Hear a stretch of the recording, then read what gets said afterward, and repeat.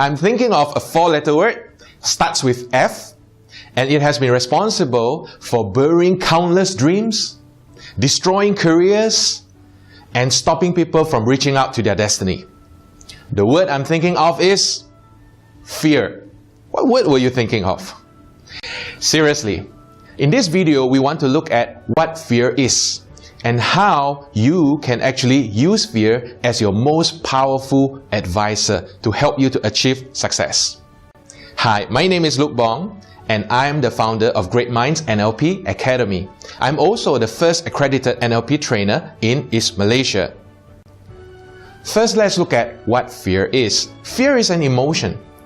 And we have lots of emotions. We have happiness, we have sadness, we have anger, we have jealousy, we have greed, we have frustration, we have fear. And there are lots and lots of other emotions. So, is there any purpose for fear? I would think so. But since young, we have been educated or we have been programmed to think that we can separate emotions into two broad groups. We have got positive emotions like happiness, joy, excitement, motivation, and we have got negative emotions, so-called, right? Like for example, anger, jealousy, fear, hatred, etc. So is it true that we can actually put two emotions on two subspectrum like that? Now let's use a hypothetical scenario. Suppose that we wake up one morning and fear disappears. So the world will be a better place, right? I mean, for example, people will no longer hold themselves back. They will actually go and pursue their dreams, right? But on the other side, people will also be so daring that they may take action that will endanger their lives and the lives of other people. So you see, fear is needed in order for us to be a healthy human being. So if fear is an emotion that is already inside of us, instead of running away from it, shouldn't we be using it to help us achieve our goals? I would like to suggest to you that today, instead of looking at fear as a negative energy that holds you back, I want you to learn to embrace fear. Think of fear as something like a signal or a feedback that tells you that you need to do some preparation. Let me give you an example. Say when we were younger, when we were still in school, we had to go for an examination. And during those examination preparation period, many of us, we feel fear, we feel scared.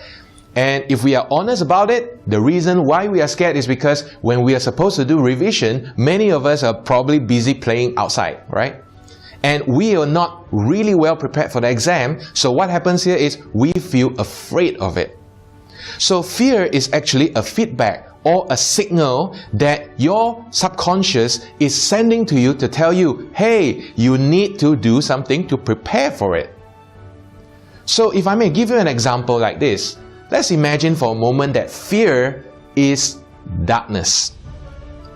And if you go into a dark room where you can't see anything at all, it can be very frightening. Hence, I think people say fear of the unknown. Now, if you are in a dark room, what would you do? You will look for the light, right? So action is like you lighting up a candle, because the moment the candle is lit, darkness disappears. So take fear as a signal from your subconscious to you that you need to begin to take some action.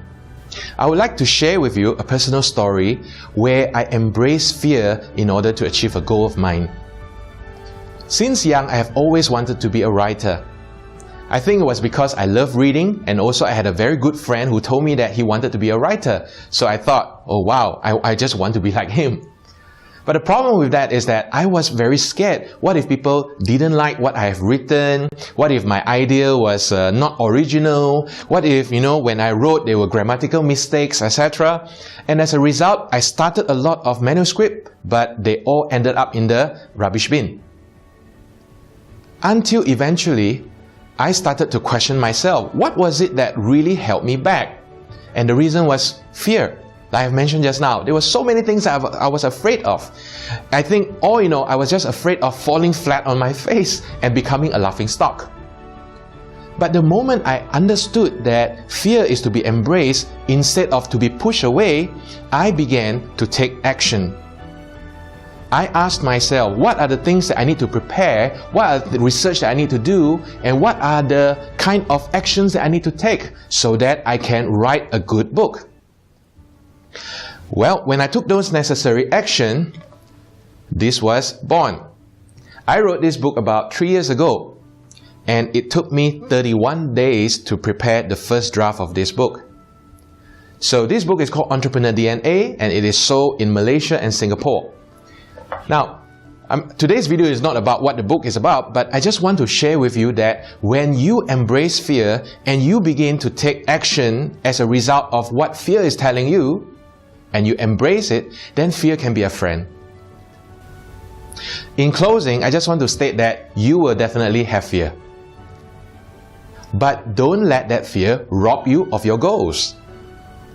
Because think about it, you are probably just one step away from that big breakthrough in your life. So my advice to you today is to hold on to your dream and take action. No matter how small those actions are, because it is these actions, like the lighted candle, that will bring light into your situation today. Thank you for watching this video. Please help me to share this video with your friends whom you know will benefit from some positive encouragement today. Till we meet again the next time, just want to tell you, hold on to the dream, take action, and success begins now. Bye.